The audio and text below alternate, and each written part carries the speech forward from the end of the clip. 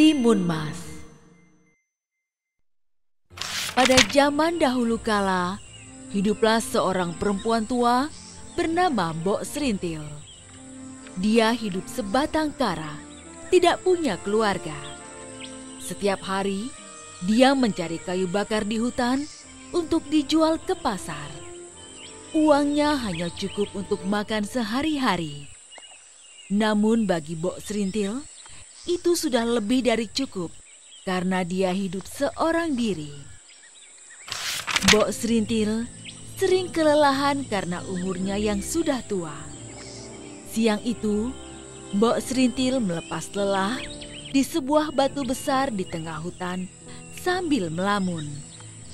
Dia menghayal seandainya dia punya seorang anak, tentulah pekerjaannya lebih ringan karena ada yang membantu. Tapi suami saja tidak punya. Bagaimana dia bisa punya anak? Andaikan aku punya anak. Saat Mbok Serintil asik melamun, tiba-tiba raksasa jelek dan bau muncul di hadapannya. Mbok Serintil ketakutan, sampai-sampai dia tidak bisa berdiri. Seluruh tubuhnya bergetar. Dia berpikir jika ajalnya akan segera tiba. Raksasa berkata dengan suara menggelegar. Oi, perempuan tua, aku lapar sekali. Di mana anakmu? Biar aku makan sekarang. Mbok Serintil menjawab dengan suara gemetar. Anak? Aku tidak punya anak. Raksasa itu mendekatkan wajahnya ke arah Mbok Serintil. Bau mulutnya membuat Mbok Serintil ingin muntah. Kamu jangan bohong. Mbok Serintil menggelengkan kepala. Aku tidak bohong. Kalau kamu mau, makan saja aku. Sang raksasa tertawa terbahak-bahak.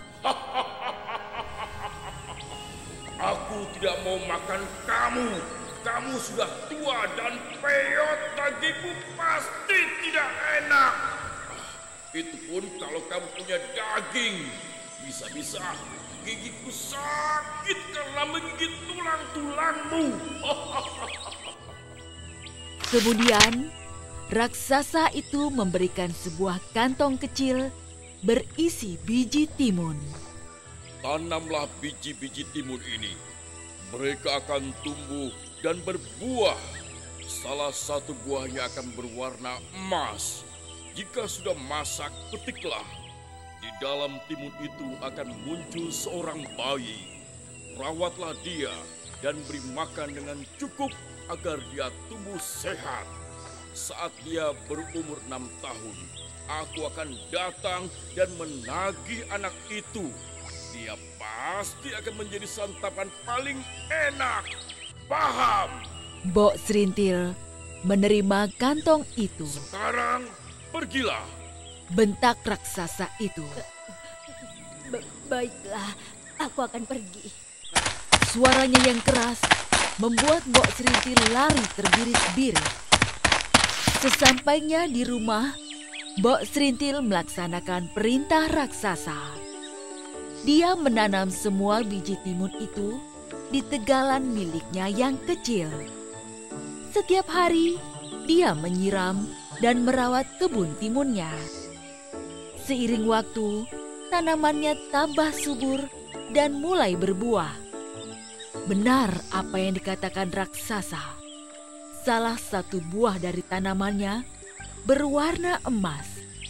Mbok Serintil memberi perhatian khusus kepada timun emas itu.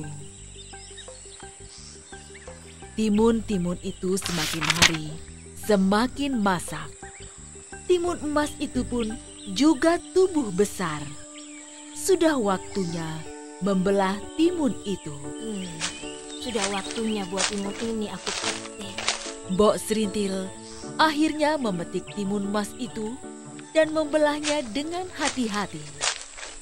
Betapa terkejutnya dia karena mendapati seorang bayi perempuan menangis di sana. Wah, seorang bayi perempuan yang cantik. Mbok Serintil senang sekali dan mendekap bayi itu. Dia menamai bayi itu Timun Mas. Timun Mas tumbuh menjadi anak yang sehat, cekatan, dan terampil. Mbok Serintil tidak henti-hentinya bersyukur karena mempunyai anak berbakti seperti Timun Mas. Sini Mbok, aku bantu. Iya, Timun Mas sayang. Namun, jika dia teringat dengan janjinya dengan raksasa jahat itu, dia menjadi sedih karena sebentar lagi usia Timun Mas hampir 6 tahun. Kekhawatiran Mbok Serintil terbukti. Raksasa datang untuk menagih janji. Untung, saat raksasa datang, Timun Mas sedang pergi ke pasar menjual timun-timun hasil kebun. Mana anakmu, nenek tua? Aku sudah tidak sabar ingin memakannya. Mbok Serintil berusaha menenangkan raksasa itu. Dia berkata padanya, Hai raksasa, Timun Mas masih kecil. Belumlah enak dagingnya. Datanglah 2 tahun lagi. Pastilah dia akan jadi santapan yang lezat. Raksasa itu setuju dan berjanji akan datang 2 tahun lagi. Baiklah, awas ya. Aku akan kembali 2 tahun lagi.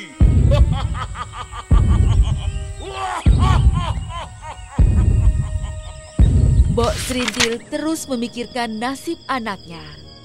Akhirnya, suatu malam dia bermimpi. Dalam mimpinya, ada seorang pertapa yang menyuruh Timun Mas pergi ke atas gunung.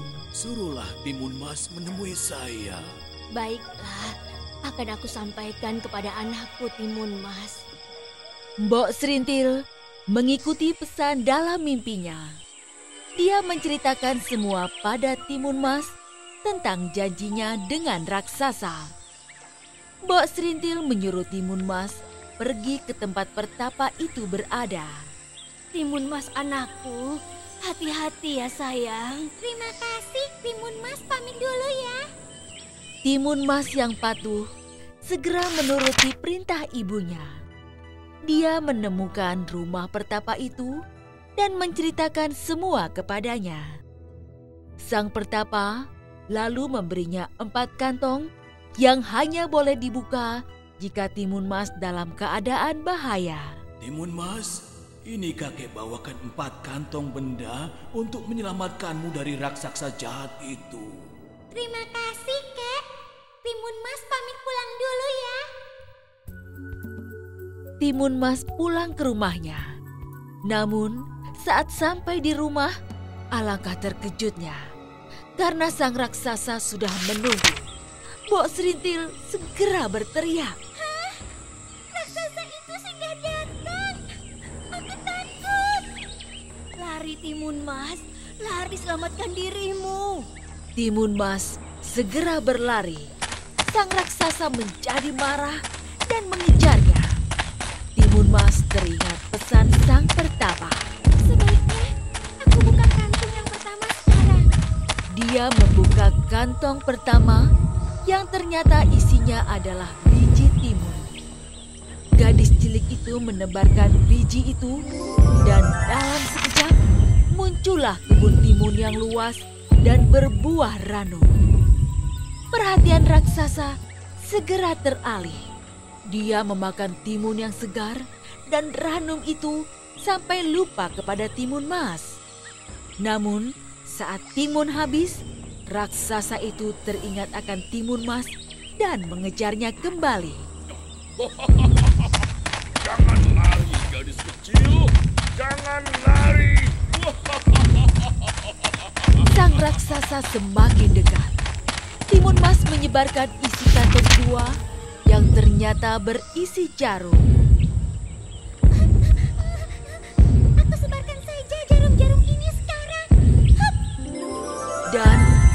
muncullah hutan bambu yang lebat dan runcing. Hah? Apa ini? Au!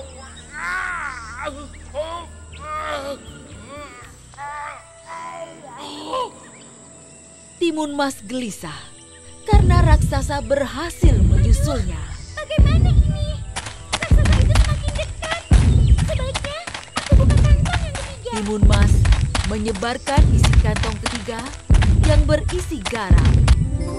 Dalam sekejap, muncullah lautan luas. Sang raksasa berusaha berenang dengan cepat.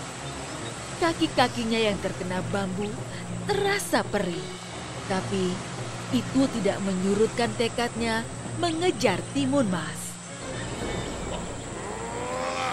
Hei, jangan lari Timun Mas! Hei! Hanya tinggal satu kantong terakhir. Dan sang raksasa baru saja keluar dari laut. Dalam hati Timun Mas, dia menangis dan memohon pada Tuhan untuk melindunginya. Ya Tuhan, tolong lindungi aku. Dia pun menaburkan isi kantong terakhir yang berisi terasi. Dalam sekejap, muncul lautan lumpur ganas. Sang raksasa yang sudah sangat marah tidak menyadari bahayanya. Dia terjun ke dalam laut lumpur ganas dan segera tenggelam. Ya Tuhan, terima kasih telah menyelamatkan aku dari raksasa jahat itu. Timun Mas kembali ke rumah dan Mbok Serintil menyambutnya dengan tangisan bahagia. Mereka pun hidup bahagia berdua sebagai ibu dan anak yang saling mengasihi. Bawang merah dan bawang putih. Pada zaman dahulu kala, di sebuah desa yang subur, tinggallah seorang pedagang kaya bersama anak perempuannya yang bernama Bawang Putih. Istri pedagang ini sudah lama meninggal dunia. Si pedagang sangat sayang kepada Bawang Putih, sebab dia seorang gadis penurut dan baik hatinya. Suatu hari setelah si pedagang pulang dari bepergian, dia membawa seorang ibu dengan anak gadisnya. Si saudagar hendak menikahi ibu ini. Maka Bawang Putih pun memiliki ibu tiri dan kakak tiri yang bernama Bawang Merah. Saat ayahnya pergi berdagang, maka ibu tiri dan Bawang Merah akan menyuruh-nyuruh Bawang Putih, layaknya seorang pembantu. Bawang Putih melakukan semua pekerjaan yang disuruh ibu tirinya, dari membersihkan rumah, memasak, mencuci baju, atau mencari kayu bakar. Jika pekerjaan Bawang Putih tidak beres, ibu tirinya akan menghukumnya dengan tidak memberinya makan. Setiap pagi akan terdengar teriakan ibu tiri dan Bawang Merah bergantian. Hei, Bawang Putih, cuci bajuku. Belum selesai mencuci baju, Bawang Putih sudah dipanggil ibu tirinya. Bawang Putih, siapkan sarapan. Kami sudah lapar. Baik, Bu. Karena Bawang Putih sering bekerja dan dihukum, tubuh Bawang Putih jadi kian kurus. Suatu hari ayah Bawang Putih pulang ke rumah dan jatuh sakit. Sakitnya sangat parah. Bawang Putih sangat sedih karenanya. Dia tidak pernah meninggalkan ayahnya sendiri. Namun apa daya, Tuhan berkata lain. Ayah Bawang Putih pun meninggal dunia. Ayah, jangan tinggalkan Bawang Putih. Ayah. Bawang Putih menangis sedih. Ibu tiri dan Bawang Merah justru kegirangan karena rumah dan harta ayah Bawang Putih menjadi milik mereka. Lihat Bawang Merah, Akhirnya dia meninggal juga. Iya, Bu. Kita akan kaya. Kehidupan bawang putih menjadi semakin sengsara setelah ayahnya meninggal. Tidak ada lagi ayah yang menyayanginya dan menghiburnya. Ibu tiri dan bawang merah semakin menyiksanya.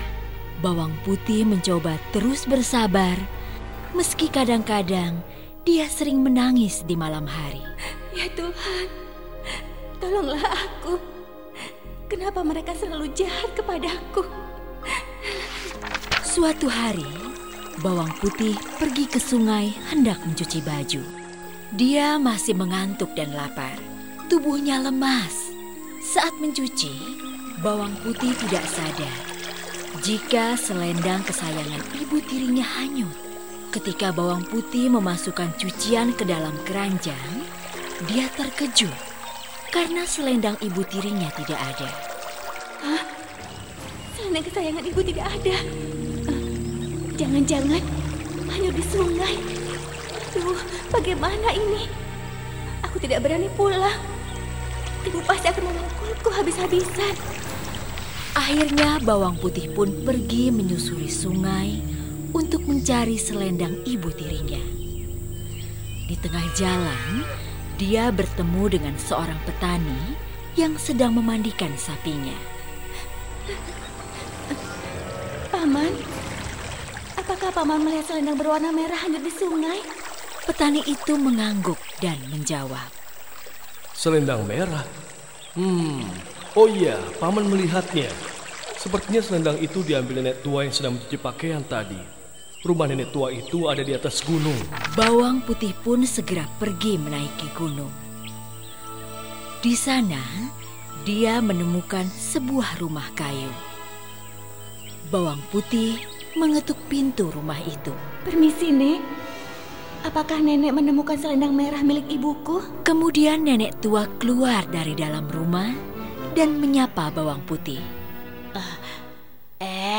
Ada cucu datang. Ayo masuk. Siapa namamu, Cuk? Aku bawang putih, Nek. Nenek tua itu akan memberikan selendang merah dengan satu syarat. Bawang putih harus membantunya terlebih dahulu. Bawang putih bersedia. Selama seharian, bawang putih membantu si nenek memasak, mencari kayu bakar, membersihkan rumah, dan mencuci baju. Bagi bawang putih, semua pekerjaan itu tidak berat, sebab dia sudah terbiasa melakukannya. Tibalah waktunya bagi bawang putih untuk pamit pulang. Si nenek memberikan selendang itu kepadanya. Bawang putih, ini selendang merah yang kamu cari. Oh iya, aku ingin memberikan hadiah, sebuah labu untukmu karena kamu sudah membantuku. Pilih mana yang kamu suka. Di meja sudah ada 2 buah labu kecil dan besar. Bawang putih memilih labu kecil karena dia merasa tidak akan sanggup membawa labu besar. Sebab dia juga harus membawa keranjang penuh pakaian miliknya. Aku pilih yang kecil saja, Nek. Baiklah, ambillah labu kecil itu. Tapi ingat, labu itu jangan kamu buka sebelum kamu sampai di rumah. Paham? Baik, Nek. Aku akan menuruti semua perintah nenek. Sesampainya di rumah, bawang putih dimarahi oleh ibu tiri dan bawang merah. Dari mana saja kau, bawang putih? Kamu sudah berani melawan, ya? Hah? Ampun, Bu. Ampun. Aku tadi... Alah, cukup bawang putih. Kami tidak butuh alasanmu. Mereka terus memukulinya. Lalu mereka melihat labu yang dibawa bawang putih. Belah labu itu dan masaklah. Kami sudah sangat lapar karena menunggumu dari tadi. Kemudian bawang putih pun mengambil pisau dan membelah labu itu. Alangkah terkejutnya. sebab isi labu itu penuh dengan perhiasan yang berkilauan dan mahal harganya. Hah? Dari mana kamu mendapatkan labu itu? Bawang Putih menceritakan semuanya. Aduh, Bawang Putih, seharusnya kamu memilih labu besar. Isinya pasti lebih banyak. Hah, dasar. Mendengar kata-kata Bawang Merah, si Ibu Tiri akhirnya mendapat ide. Sepertinya aku punya ide.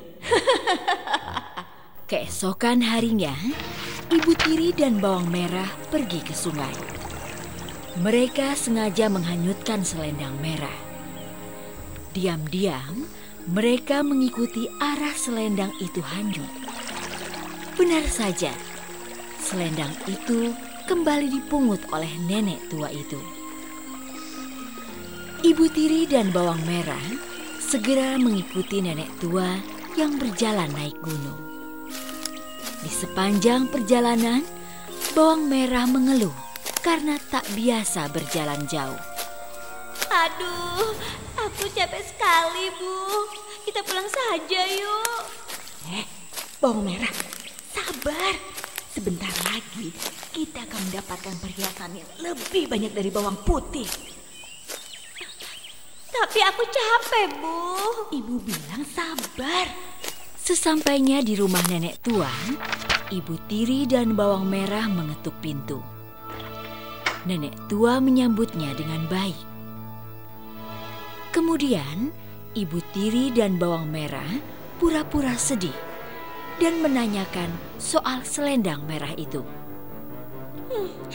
Nenek yang baik hati, apa nenek menemukan selendang merah milik ibuku? Oh iya, kebetulan nenek temukan tadi di sungai. Seperti halnya dengan Bawang Putih, si nenek baru akan memberikan selendang itu jika mereka membantunya. Dengan terpaksa, demi mendapatkan buah labu itu, mereka bekerja membantu nenek meski sambil mengeluh. Capek sekali. Kalau bukan karena buah labu itu, aku tidak akan mau melakukan ini. Iya, ibu sudah lelah. Semoga isi buah labunya nanti lebih banyak. Akhirnya, selesai sudah pekerjaan Bawang Merah dan Ibu Tiri di rumah nenek tua. Kemudian mereka pamit. Nenek tua itu memberikan selendang itu kepada Bawang Merah dan ibunya. Di meja ada 2 buah labu yang besar dan kecil. Coba pilihlah satu labu sebagai hadiah dariku. Dan tentu saja, Ibu Tiri dan Bawang Merah memilih labu yang besar. Aku pilih yang besar dong, Nek. Iya, yang besar saja. Ingat, jangan kalian buka labu itu sebelum sampai di rumah. Iya, Nek, itu pasti. Kami pulang dulu ya, Nek. Bawang Merah dan ibunya tidak menuruti anjuran si nenek. Di tengah perjalanan, Ibu Tiri membelah labu besar itu. Mereka sudah tidak sabar dengan perhiasan yang akan mereka dapatkan. Bu, ayo kita buka sekarang saja buah labu ini. Nenek tua kan tidak tahu. Iya, ayo kita buka. Ibu juga penasaran. Namun alangkah terkejutnya mereka. Sebab isi labu itu adalah binatang-binatang berbisa. Seperti ular, kalajengking, laba-laba, dan kelabang. Segera saja mereka digigit ular. Apa ini? Wah! Mana perhiasannya? Kenapa isinya binatang-binatang ini?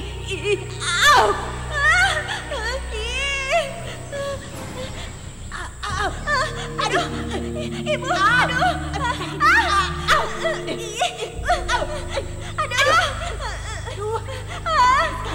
Ibu bagaimana ini? Aduh.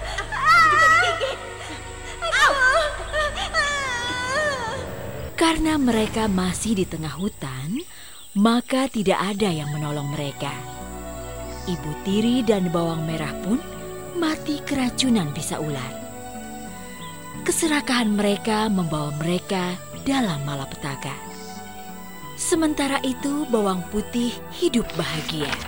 Perhiasan pemberian nenek tua itu membuatnya kaya raya. Dia pun meneruskan usaha ayahnya dan menikmati buah hasil kesabarannya sebagai anak yang berbakti.